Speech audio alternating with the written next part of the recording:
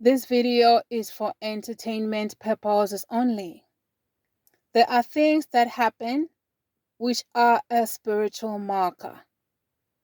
So I have to point out this spiritual marker.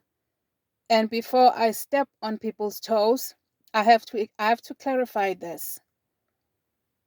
On the video where I said that I saw South African fleeing the country, it doesn't mean that I was implying that South Africans are cowards and that they will leave the country in masses and go hide while their country gets destroyed and other people just take it as their loot. No.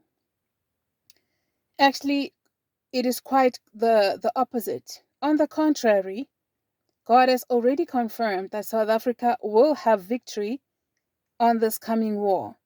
And I've already spoke about it extensively and I refuse to repeat it on this video. So, in any war, it is natural and it's normal for people to leave the country.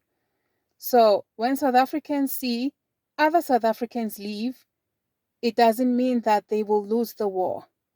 And whenever people flee, it doesn't mean that it is the entire country that is fleeing.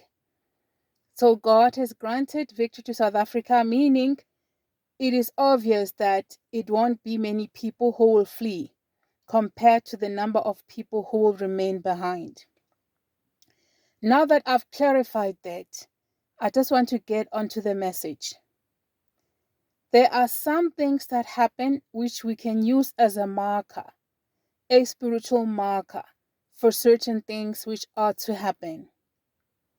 The Bible says that creation waits in eager expectations for the sons of God to be revealed.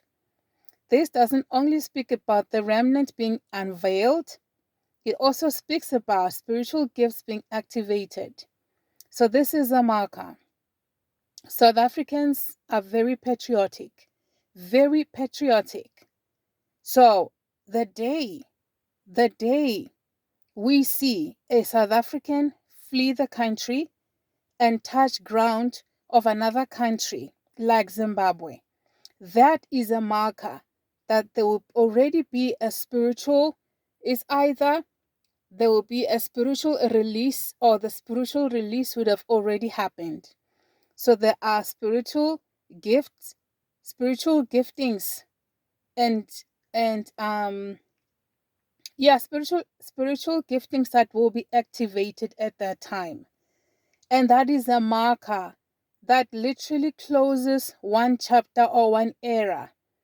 And we can never go back to how things were.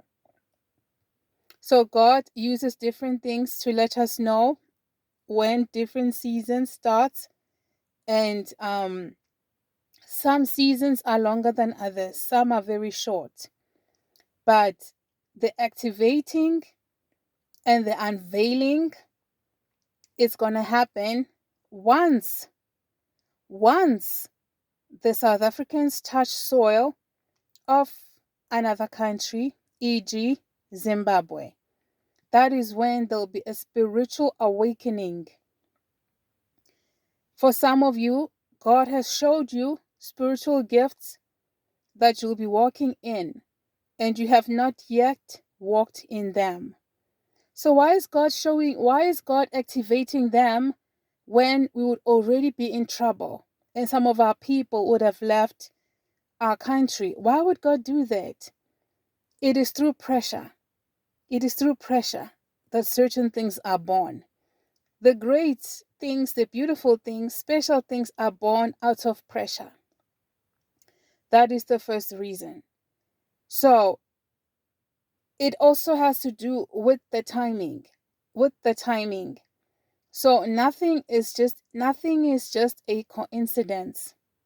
So as we see people begin to flee, we must know that there is a lot that will be happening spiritually. So I also stand in agreement with those that will be fasting from the 26th to the 28th of June. And I encourage you to join because we do not know if the 30th is what will kickstart what we have seen in our dreams. Okay? I've already shared my dreams, and I've also shared some dreams that have been sent to me. Okay? So whenever we ever hear or know of a South African that touches ground of another country due to fleeing, example, Zimbabwe, that's when we know there will be a spiritual shift that would be taking place, or it would have already taken place, meaning things will never be the same again.